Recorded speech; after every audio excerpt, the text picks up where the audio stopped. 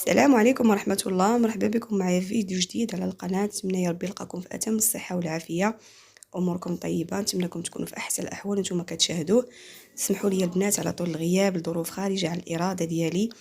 اليوم إن شاء الله جيت وجبت لكم واحد الكيكة اللي كتجي أكثر من رائعة، لذيذة بزاف ومقادير جد بسيطة، ولكن كتجي هماوية ديال تحميرة الوجه ولذيذه بزاف، بالاخص انها بالحامض. راكم عارفين الكيكه ديال الحامض، ما غاديش نحرق لكم مراحل. تبعوا معايا الفيديو من الاول حتى الاخر.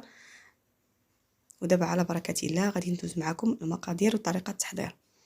هنا في واحد البول كيف ما كتشوفوا خديت واحد البول، خديت فيه 4 ديال البيضات يكونوا متوسطين. البيض دائما بدرجه حراره المطبخ، ما يكونش البيض كبير وما يكونش صغير بزاف، يعني بيض متوسط. الا درتو كبار ديروا 3.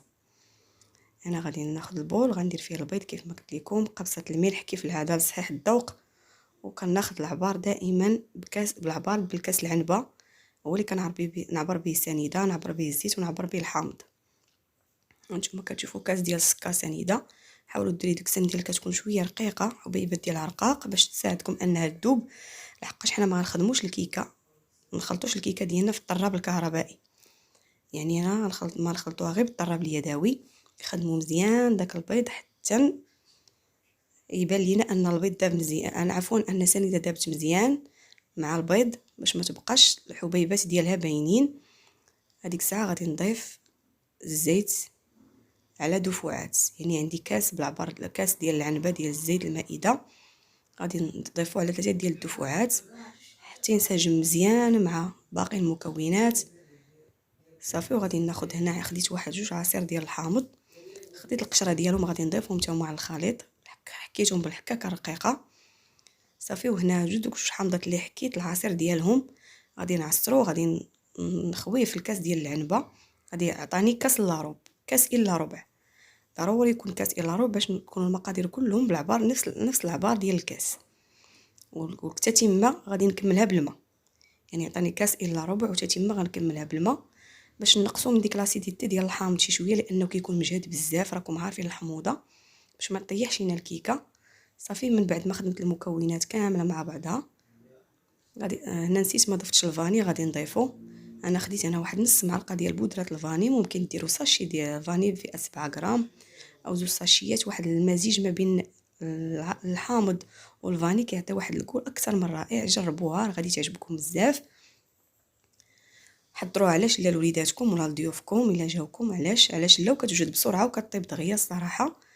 ومقاديرها راكم كتشوفوا بساطين جدا، ما فيهاش شي مقادير اللي هي كثيره. صافي. نتوما كتشوفوا من بعد ما ضفت الحامض شوفوا الخليط كيفاش تبدل ليه اللون ديالو. ما نحيدش يدي من التحراك، ضروري نبقى نحرك حتى يبان لي ان المقادير كلها انسجمت مع بعضها.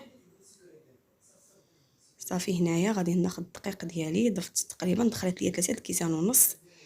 هانتوما معايا في الفيديو غادي تشوفوا شحال دخلت لي ديال الطحين. غادي نضيف بكاس. ضفت الكاس الاول. صافي. دابا غادي نضيف الكاس الثاني. صافي. وغنضيف الخمارات، خديت هنايا 4 ديال الخمارات، يعني فئه 7 غرام خذوا او 8 غرام خذوا 4 ديال الخمارات. ولا عندكم خمارات واجدين، يعني خمارات اللي كيتباعوا في الحق ديروهم حتى هما، علاش لا. كاين اللي كياخذ الخميره بالعبار، كتباع عند اللي كيبيعوا مواد الحلويات. كل معلقه صغيره راه كتعني خماره، ما تكونش عامره بزاف. صافي. انا غادي نضيفهم نغربلهم حتى هما، ضروري الطحين نغربلو، الدقيق الخاص بالحلويات. صافي. وهنايا غادي نضيف نص كاس حتى غادي نشوف. صافي. وغادي نخدم مزيان دائما بالطراب اليدوي، غادي نخدم مزيان. انا لحد الان باقا دايره الطراب اليدوي. في واحد الوقت غادي ندير يديه، لان هاد الكيكه الطريقه ديالها في الخدمه بحال كنخدموا البريوش. هذيك الطريقه ديالها هو السر ديالها، انها كتجي مهويه ودايره واحد الفقاعات في الوسط ديال الكيكه ملي غادي نقطعها. خليكم معايا حتى لاخر الفيديو غادي تشوفوا كيفاش كتجي من الداخل في هذيك الفقاعات، يعني الهواء داخل ليها ومهويه وخفيفه من الداخل. هنا الطريقه ديال الخدمه ديالها هي السر ديالها البنات. انا غادي نضيف هنا الكاس الثالث، ضفت 2 كيسان ونص ودابا ضفت الكاس الثالث، يعني 3 كيسان ونص في المجموع. صافي. هادشي اللي دخلت ليا. صافي. هنا كما كتشوفوا درنا يدينا، كنت انا كندير المقادير ومرت خويا كتخدم. هانتوما غادي نبقاو نخدموا بيدينا بحال الطريقه ديال البريوش تماما، غير كنعطيوها كنخبطوها واحد شي شويه حتى كيدخل ليها الهواء مزيان وكتهوى.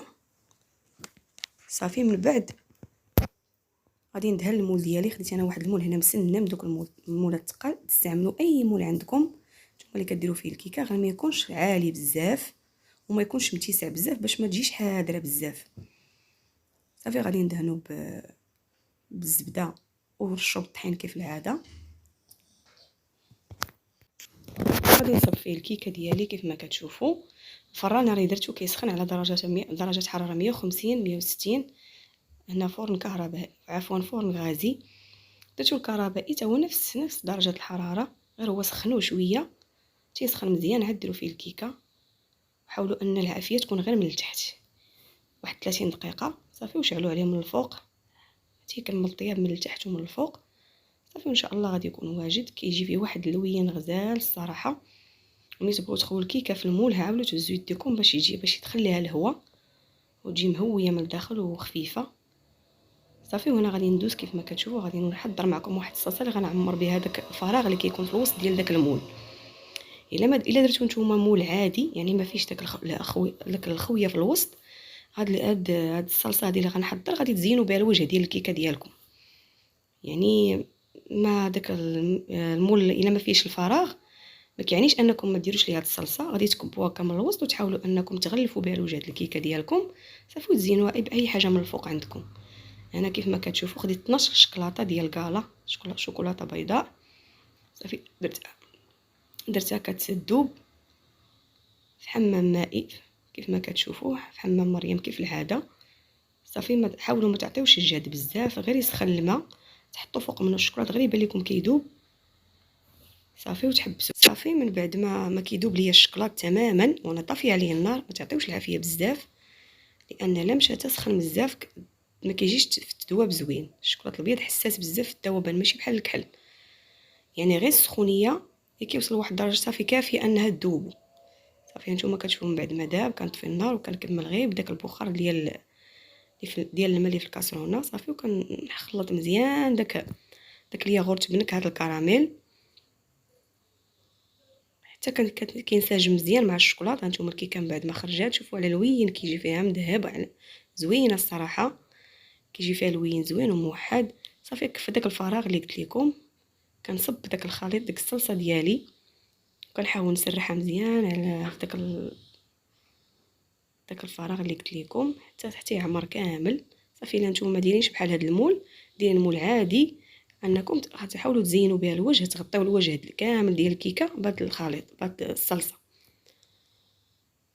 صافي غادي نخليها غير شويه حتى تشد في راسها، غير تشد في راسها ما تبقاش سخونه. صافي وغنزينها باي حاجه عندي بخصوص الزين لكم كامل الحريه تزينوا باش ما بغيتو. انا كان عندي انا فيه في الدار اللوز كونكاسي حمرتو، ممكن ديروا اللوز ايفيلي، كاوكاو ايفيلي، كاوكاو كونكاسي، الكوك المحمر ومحمر تا هو تزينو به كيجي تا هو لذيذ في الزين ديال لي كيك. كديروا شريط الفيرميسيل بالالوان او بيضاء او كحله، ممكن تحكوا الشوكولاته وديروها حتى هي. المهم بخصوص الزين كيبقى كل واحد والاختيار ديالو. المهم اول حاجه الا كانت في البيت نقضيو بها، حنا مع الموجود دائما ومع السهل الحاجه السهله مع الحاجه البسيطه دائما مع عالم البساطه مع ام وائل. هانتوما كتشوفوا خديت هنايا واحد العقيقات كانوا عندي حتى هما زينا بهم من جوانب.